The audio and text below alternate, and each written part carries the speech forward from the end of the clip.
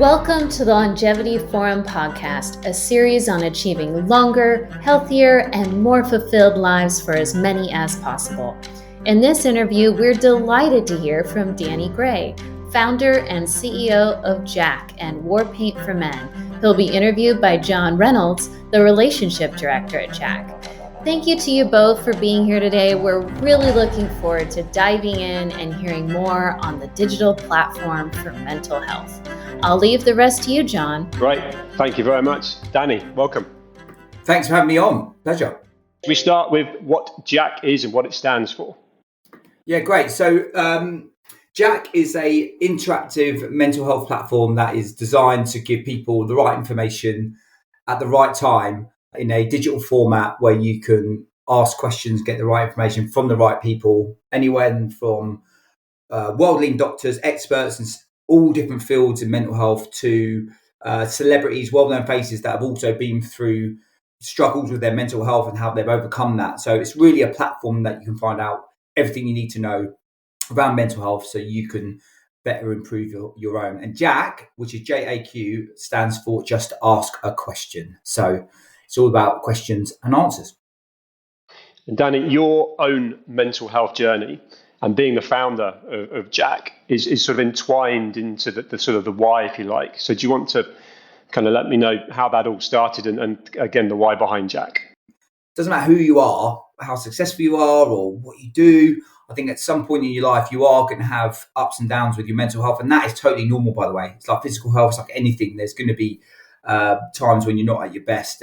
But look, mine was over a sustained period from 12 years old when I got bullied for my appearance, where my ears were right angled to my head, so they stuck out a lot. Literally got bullied on the playground for one day. And then that had a material impact for me over the next 18 years, all the way up to 30. I had many operations on my ears. I became obsessed about the way I looked. So I suffer with a mental health illness that is called body dysmorphic disorder. But that all stemmed from me getting bullied at a young age. And over 18 years, my worry about my appearance got progressively worse and worse and worse until I had pretty much a breakdown when I was 30 years old. And that kickstarted me then. But once I kickstarted me, it actually took me to that point of crisis to reach out and actually speak. I think that's the critical thing for me with mental health illnesses or someone struggling. They wait until crisis, and the average length from when something happens to someone to when they reach out, the average is 10 years. So people go through a lot of struggles for those 10 years and don't say anything until they hit breaking point. So I had that journey. I then created a men's makeup brand called War Paint because for many years as a guy I wore makeup and it was a massive tool that I used, but I didn't feel I could wear it or talk about it because I was a bit embarrassed. So I created a men's makeup brand to sort of break that stigma, which went really well. But my true passion was mental health, really, and learning that, understanding your mental health and using tools, not necessarily therapy, but therapy is a great thing. But is it cold showers? Is it is it your diet? Is it sleeping better? Is it routine? Is it manifesting? Is it cold? Whatever it is, just all these little tools you can use can really impact your mental health and help you get through those hard periods. So what I wanted to do was give people a platform they can go without having to talk and get the right information. And that's why JAAQ was created. Yeah, I mean, listening to you, I've learned so much being around you and what you've created at JAAQ, because you ultimately didn't feel there was any resources there that could actually help you in your own personal journey, right? So, you got all the way to crisis without having something that I guess now, looking at what you've created with JAAQ, is exactly what you wish you could have had. And you had people reaching out to you, Danny, didn't you? You had people, particularly after you went on Dragon's Den, which went viral in the UK, where you actually talked about your own mental health, which goes back to the War Paint days. And that was the catalyst and the why, if you like, where you were like, why is this information not there and easily accessible in the way that we now consume our content, not going on the NHS website or, sort of just reading, but actually having information delivered.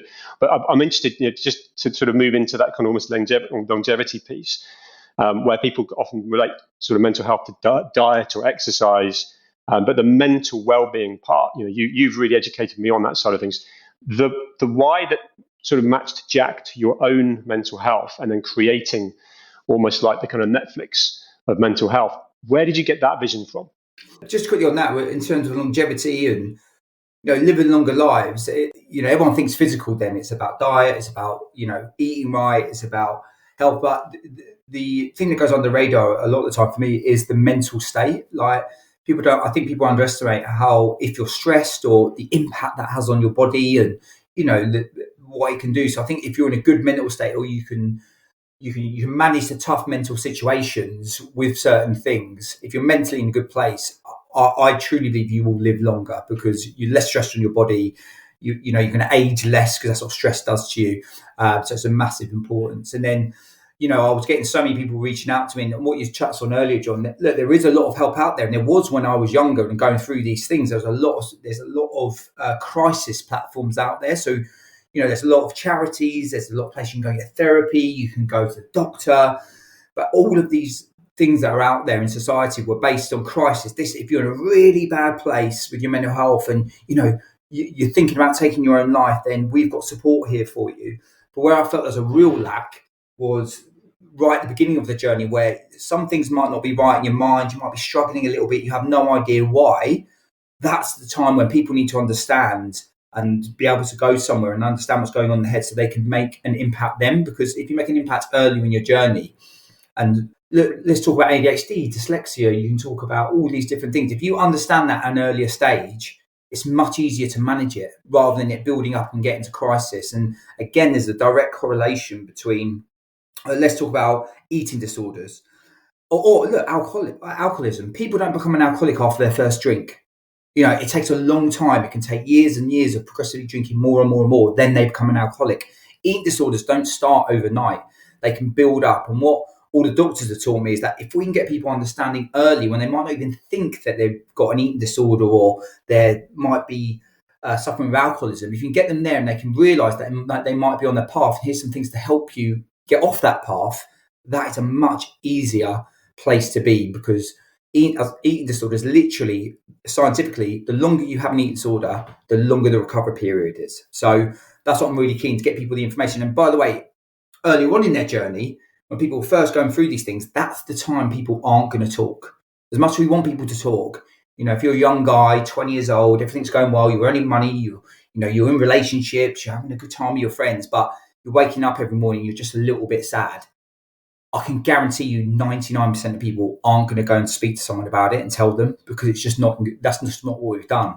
I'd love if we could, but we can't. So what I feel people need to be able to go somewhere, learn about what might be going on, and then it'll be so much easier to either reach out or make change in their lifestyle that's going to help them improve their mental state. That's brilliant. I remember you saying to me that, particularly men not being good at opening up and talking to each other, and play a game of football, and the next morning you feel tight in your hamstring, and you've overdone it in the gym, and you'll talk about it, but you won't actually talk about your mental stress. You've sort of struggles with relationship, or an eating disorder with your daughter, we won't open up. And at the heart of literally you called it, just ask a question, is curiosity.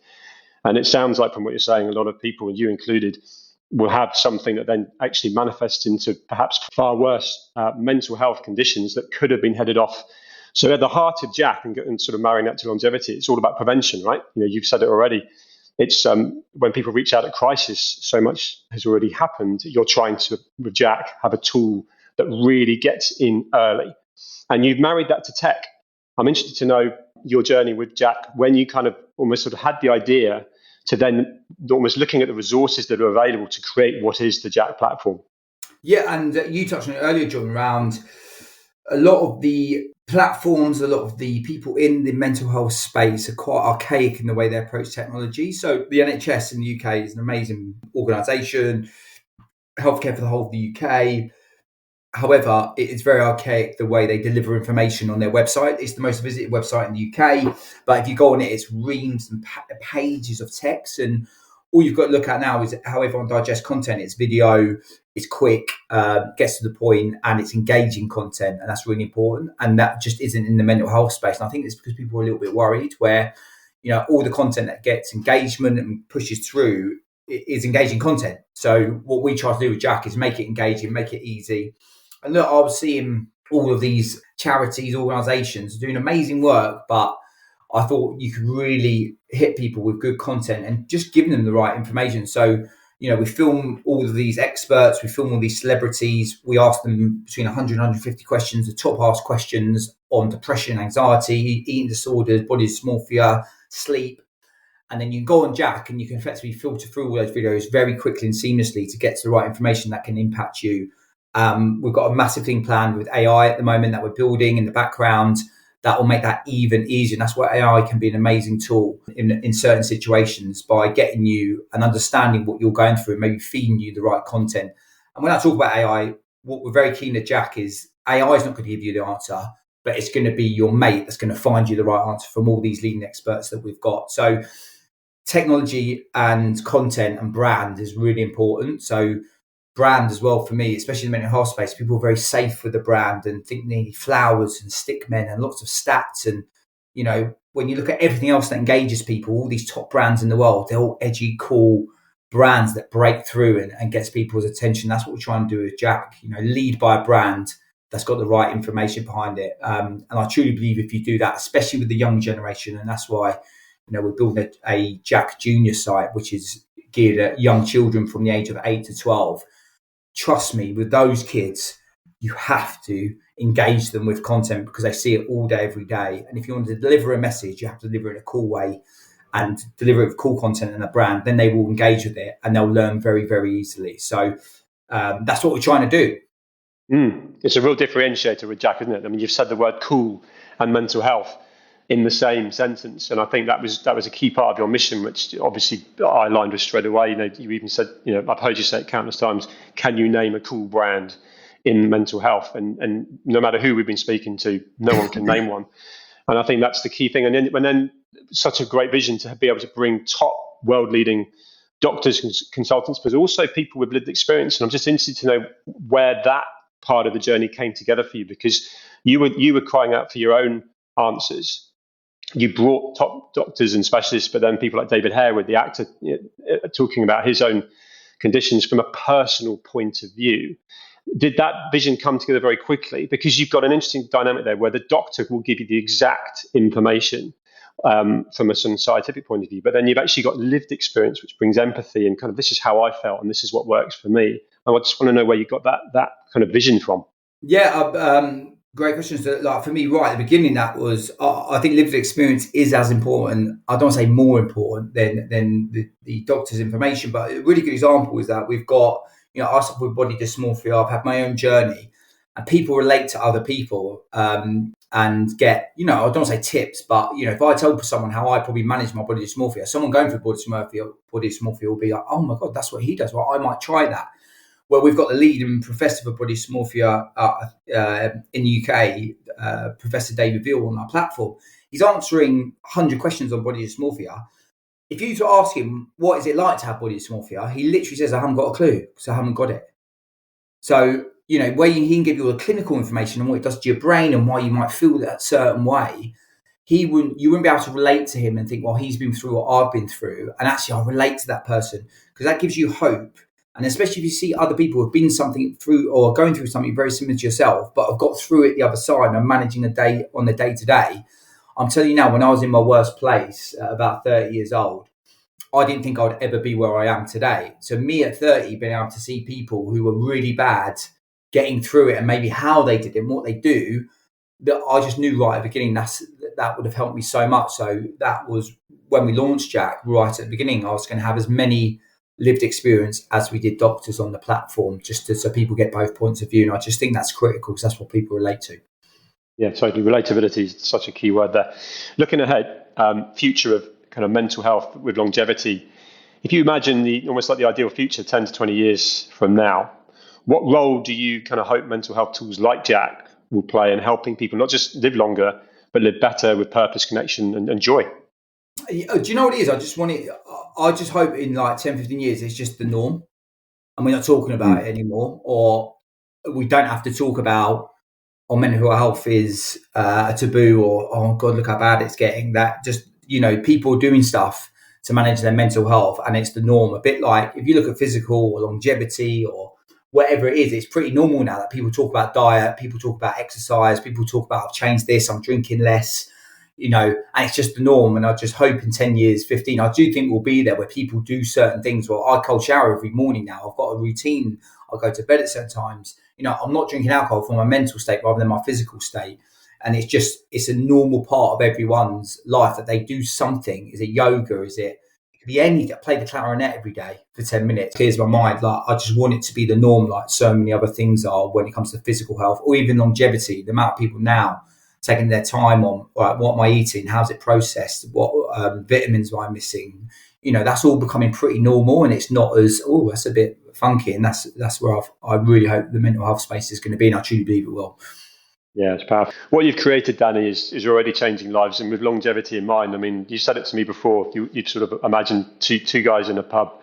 One of them is talking about something that's bothering them. It could be their daughter's not eating, and the other lad turns around and says, "Well, have you checked out JAAQ? Go on, JAAQ. That could help," and that helps both the lad, the dad, and the daughter. And I think that's the key here, longevity. And I think you mentioned AI. We're living in a world that's getting more and more lonelier, more and more tech heavy, and actually there's still such a human element to JAAQ. It's real people giving information, but the AI actually aggregates and brings all that together. So, future in sort of 10, 20 years time, I think we're going to be craving human connection because, I don't know about you, but I go on social media and see stuff and I'm questioning whether it's real or not. I go straight to the comments to try and see if it's real or not, and everyone's asking the same: is this real? And the one thing that will always be real is JAAQ, real people. So that's probably all we've got time for, but really, really, really, really sort of great to talk to you and have this conversation for the Longevity Forum. And thanks for having me on. And check out JAAQ, JAAQ. Just Google it and go and check it out, please. Thanks for having me on. I really appreciate it. Cheers, Danny. This broadcast has been brought to you by Longevity Forum as part of Longevity Week 2025. We're very grateful to our sponsor, Juvenescence. For more podcasts, visit our website, thelongevityforum.com.